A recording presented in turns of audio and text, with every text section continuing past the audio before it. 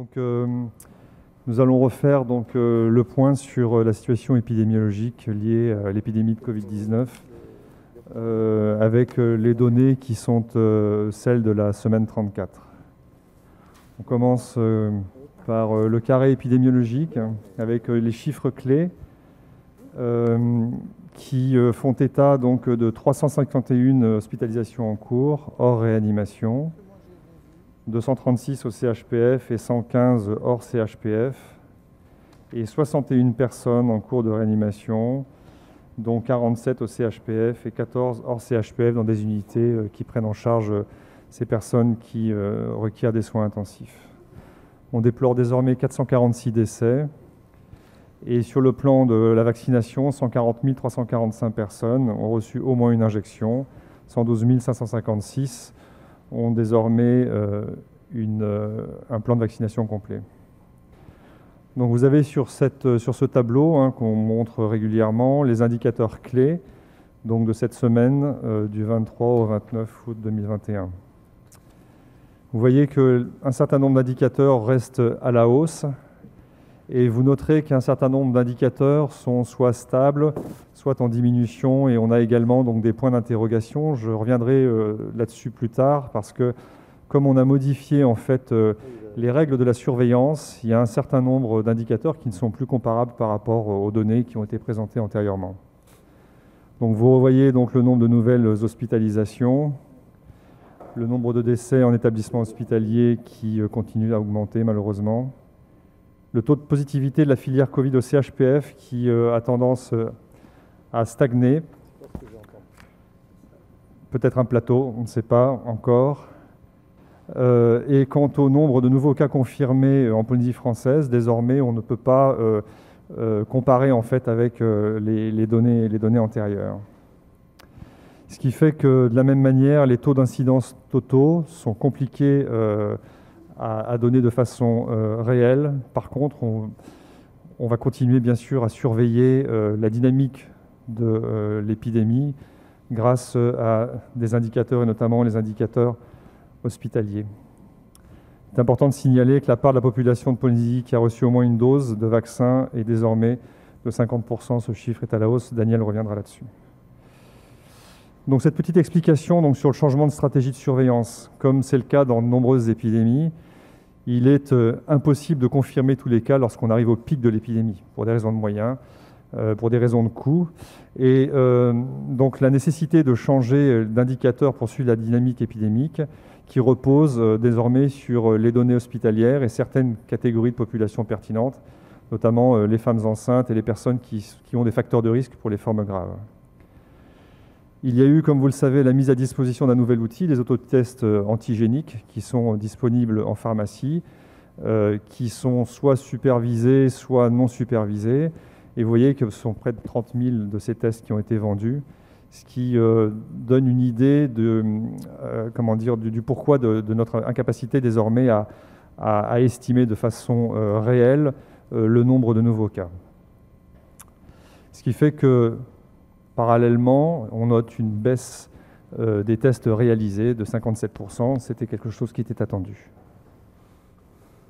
Concernant les données de laboratoire et de la veille sanitaire, donc vous savez qu'il y a une relation permanente entre les laboratoires essentiellement du CHPF et de l'ILM avec les médecins et les équipes de la veille sanitaire qui récoltent les données et qui vous permettent d'avoir des données les plus précises possibles.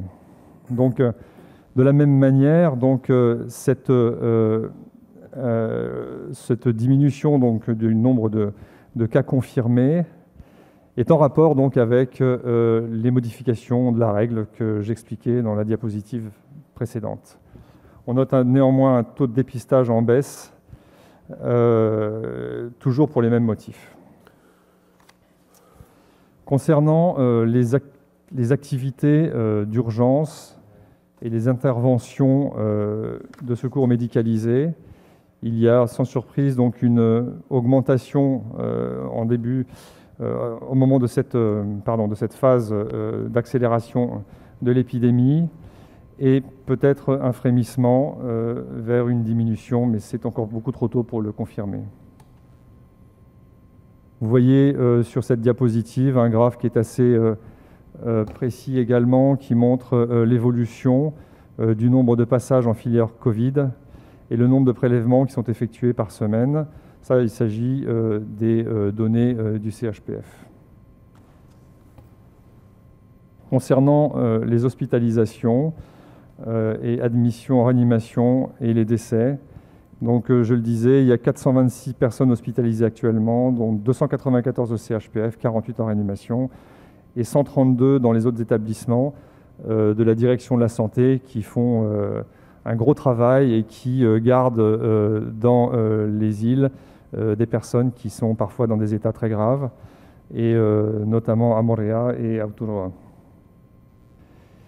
Concernant le statut vaccinal des personnes hospitalisées, vous vous rappelez que la semaine dernière, on a fait un commentaire assez long sur cette réalité du statut des personnes qui sont hospitalisées. Donc là, vous avez les données qui ont été consolidées pour la période du 1er juillet au 26 août 2021.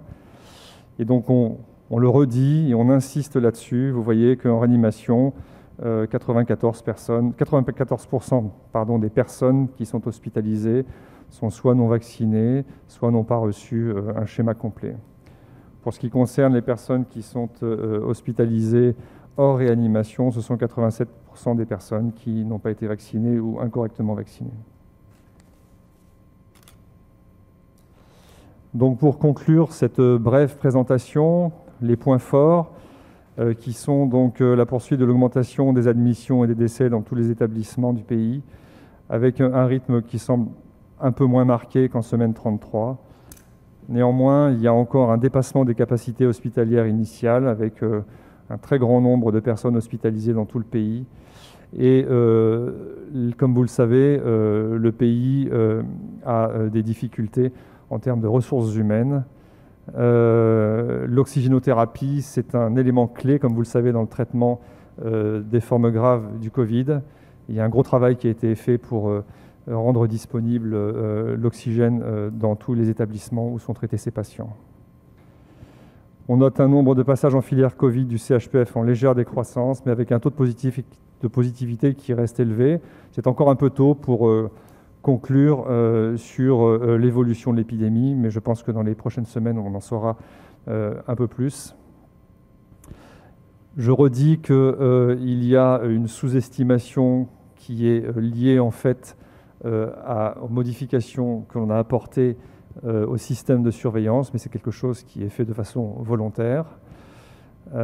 J'aurais dû dire en commentaire que tous ces moyens qui ne sont plus dédiés désormais à ce testing, sont bien sûr désormais utilisés pour la vaccination et pour le soin. Et je laisserai Daniel Pogna vous expliquer les détails de la vaccination. Effectivement, nous avons fait un bond en avant. Je rappelle qu'il y a encore un mois et demi, 6 semaines, 8 semaines, on était vraiment à un quart de personnes vaccinées. Et si on regarde notre graphique, nous sommes arrivés aujourd'hui à 50,9%.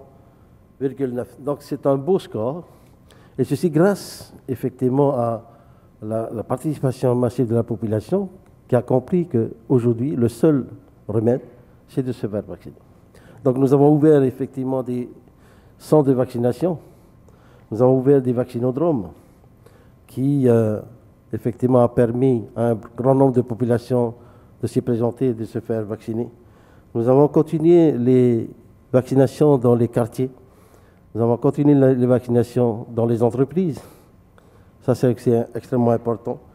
Nous avons continué également les vaccinations dans nos dispensaires. Il y en a 4. Je rappelle Papeete, Arue, Paea et Mataia. Et sans oublier également l'hôpital de Trava. Donc, nous pensons que nous avons fait des efforts au niveau de Tahiti. Au niveau de Moorea, nos collègues ont continué la vaccination malgré leur charge de travail pour permettre de prodiguer des soins aux patients dans cet hôpital. Nous avons également ouvert des vaccinodromes aux Isolvents. Nous avons ouvert également des vaccinodromes aux îles australes. Vous voyez, là, nous avons fait énormément d'efforts pour booster la vaccination et permettre effectivement ce chiffre aujourd'hui, un bond en avant de la vaccination si on regarde la population générale. Nous avons encore beaucoup d'efforts à faire. Il ne faut pas effectivement se focaliser sur ces chiffres-là. Il faut encore progresser, il faut encore venir nombreux à la vaccination. Nous n'avons pas encore atteint la cible qui était déjà prévue il y a quelques mois, à savoir au moins 70% de la population vaccinée. Mais nous y progressons. Et si tout le monde participe à la vaccination, nous allons certainement y arriver. Voilà ce que je peux dire par rapport à la vaccination en Polynésie française. Et effectivement, c'est un bond en avant et nous allons continuer à vacciner la population en Polynésie française. En tant que responsable de la plateforme Covid, donc au nom de l'ensemble des personnes qui œuvrent dans le cadre de cette pandémie, que l'on pense au personnel de santé de nos établissements de soins, que ce soit le CHPF, les dispensaires, les hôpitaux périphériques, aussi bien à l'île de Tahiti que dans les archipels, qui au quotidien ne mesurent pas leur peine parce qu'il y a énormément à faire et je souhaiterais que l'on pense à eux. Alors, je voudrais également remercier les différents prestataires qui œuvrent dans cette pandémie, notamment tous ceux qui pourvoient nos établissements en oxygène. Vous savez que l'oxygène, c'est le traitement majeur dans cette pandémie. Et il y a une solidarité entre les différents établissements, qu'ils soient privés comme publics. Vous avez pu remarquer que de l'oxygène a été envoyé à l'hôpital de Uturoa récemment. Et c'est grâce à une société privée que ça a pu se faire. Et il n'y a pas que l'oxygène, bien entendu. Il y a également toute la logistique technique qui est nécessaire à mettre en place par tout à chacun, mais essentiellement les structures publiques. Ceci, c'était pour rendre hommage à toutes ces personnes qui se mobilisent. Mais le deuxième point, je voudrais lancer un message à l'ensemble de la population. Fort de ce bilan que vient de nous présenter le docteur Segalen, il y a encore beaucoup de vigilance à mettre en place, puisque nous ne sommes pas sortis de l'ornière. Il y a encore des gens qui souffrent. Il y a hélas des compatriotes à nous qui décèdent, que ce soit à Tahiti ou dans les archipels. Et je lance un appel à chaque individu de notre pays, que ce soit à Tahiti ou dans les archipels. Respectons les consignes que nous vous donnons, évitons de nous rapprocher les uns des autres. Respectons toutes les consignes, le port du masque obligatoire, éviter de respecter la distanciation et également les règles d'hygiène élémentaires. Pas de rassemblement, s'il vous plaît. Pensons un petit peu à tous ceux qui sont en train de souffrir dans les hôpitaux. Je parle des patients, mais également de tout le personnel sanitaire qui ne ménagent pas leur peine. Je vous signale que certains travaillent 7 jours sur 7. 7 nuits sur 7, pour pouvoir sauver nos anciens, surtout nos matahiapo, mais également l'ensemble de la population. Donc je lance un appel au nom de la santé. Merci.